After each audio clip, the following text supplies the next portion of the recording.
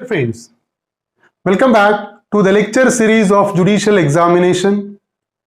Today we are going to discuss section 133 to section 134 of Indian Evidence Act 1872, which is dealing with the concept of accomplice. If the person who is a partner in the commission of offense, what will be the relevancy of his statement against the co-accused, we will discuss under this particular lecture. तो आज हम discuss करने वाले हैं Indian evidence act का section 133 और section 134 जो deal करता है कि एक से ज्यादा पर्सन ने मिलकर कोई ऑफेंस किया तो एक पर्सन का, एक अक्यूज्ड का स्टेटमेंट दूसरे अक्यूज्ड के अगेंस्ट में किस तरीके यूज होगा और क्या रिलेवेंसी होगी उसकी, आज हम इस लेक्चर में डिस्कस करने वाले हैं। साथ ही साथ हम डिस्कस करेंगे इस पर पूछे गए क्वेश्चन और ऐसे क्वेश्चन जो एग्जामिनर इस पर पूछ सकता है। So let's start the topic.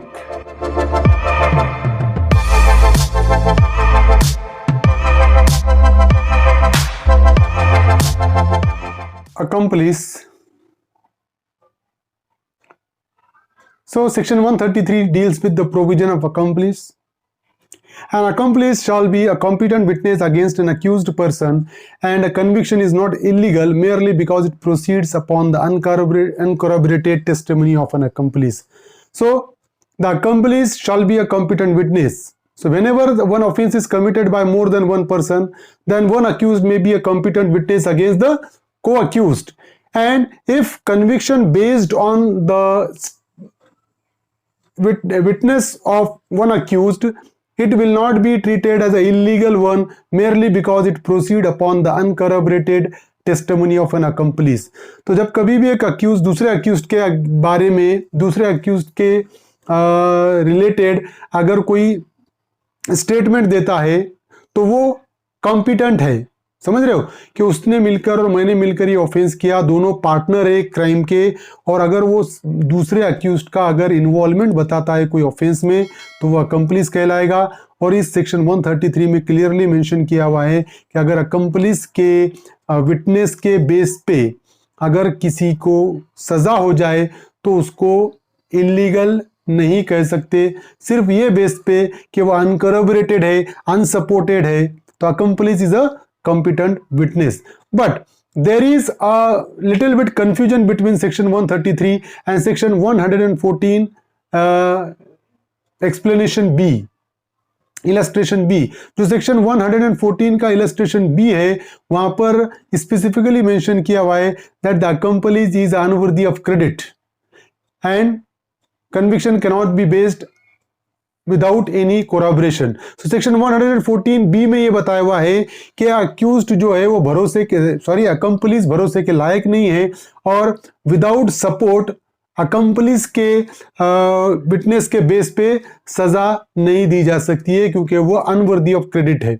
समझ रहे हो। लेकिन सेक्शन 133 ये कहता है कि अनकरबरेटेड भी अगर सजा देते हैं तो उसको इलीगल नहीं ठहरा सकते उसके सजा को, बल्कि कॉम्पिटेंट है अकम्प्लिस। सेक्शन 133 पे प्रोबेबल क्वेश्चन पूछा गया उत्तराखंड जुडिशियल एग्जामिनेशन 2018 में, and that question is section 133 of Indian evidence act is related to number of witnesses, accomplice, oral evidence, relevancy of fact. तो अगर हम देखें तो सेक्शन 133 स्पेसिफिकली मेंशन करता है an accomplice shall be a competent witness against an accused person.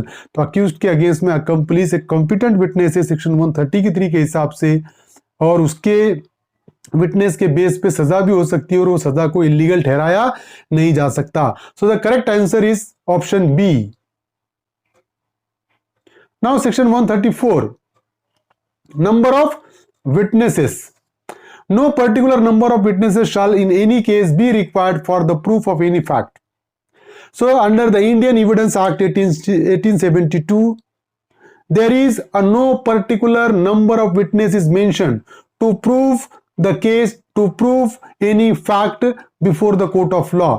अगर court के सामने कोई फैक्ट प्रूव करना है तो फैक्ट प्रूव करने के लिए नंबर ऑफ विटनेस की कोई जरूरत नहीं है। क्या ऐसा इंडियन एविडेंस एक्ट में नंबर ऑफ विटनेस मेंशन नहीं किया हुआ है कि ये फैक्ट प्रूव करना है तो 3 विटनेस लगेंगे, ये फैक्ट प्रूव करना है तो 5 लगेंगे? There is no such number mention. So under section 134, it is mentioned that no particular number of witness is required to prove any fact. तो ऐसा कोई नंबर ऑफ विटनेस रिक्वायर्ड नहीं है कोई फैक्ट प्रूव करने के लिए. हो सकता है कोई फैक्ट एक ही विटनेस पे प्रूव हो जाए, हो सकता है कोई फैक्ट प्रूव करने के लिए 5 विटनेस लगे, हो सकता है कोई फैक्ट प्रूव करने के लिए 10 विटनेस लगे, but there is no such a number. तो if the question is that how many number is required to prove any fact, the answer is there is no such number mentioned under the Indian Evidence Act under section 134. तो question अगर ऐसा है कि कितने witnesses चाहिए कोई fact prove करने के लिए, तो हमारा आंसर ये होगा कि ऐसा कोई नंबर इंडियन एविडेंस एक्ट में बताया हुआ नहीं है. 2019 में मध्य प्रदेश जुडिशियल एग्जामिनेशन में पूछा हुआ क्वेश्चन है, which section of Indian Evidence Act provides that evidence shall be weighed not counted? Section 132, section 134, section 130 and section 131. So अगर हम देखें तो no particular number of witnesses shall in any case be required for the proof of any fact that is mentioned under section 134. So the correct answer is option B. Now Madhya Pradesh judicial examination 2017 में पूछा गया question है, how many witnesses are required to prove a fact. कितने witness require है कोई fact prove करने के लिए? 2, 1, at least one eyewitness and complainant, no particular number.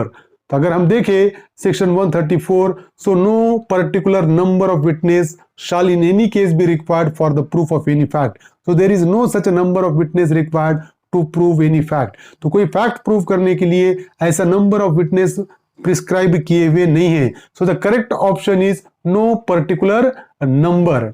सो ऐसा कोई नंबर है ही नहीं. तो ये हमने डिस्कस किए सेक्शन 133 और 134. सेक्शन 133 में हमने देखे क्या कंप्लीस, जिसको हम अप्रूवर भी कहते हैं, कि एक पर्सन अगर कोई गवाही देता है दूसरे अक्यूज्ड के अगेंस्ट में, तो वो उसकी रिलीवेंट होगी और वो अक्यूज्ड को सजा भी हो सकती है उसके बेस पे, अप्रूवर के स्टेटमेंट के बेस पे, अकम्पलिस के स्टेटमेंट पे बेस पे. और सेक्शन 133 ये बोलता है कि अगर अकम्पलिस के विटनेस पे किसी अक्यूज को सजा होती है तो उस सजा को चैलेंज नहीं किया जा सकता. मैंने जैसा बताया कि ये कंसेप्ट है, और सेक्शन 134 में there is no such a number of witness required to prove any fact. So these are the two sections which we have discussed in this lecture. I hope you understand this topic. If you understand this topic, please subscribe my channel, hit the notification button, hit the like button and share this video with your friends. Thank you. Thank you very much.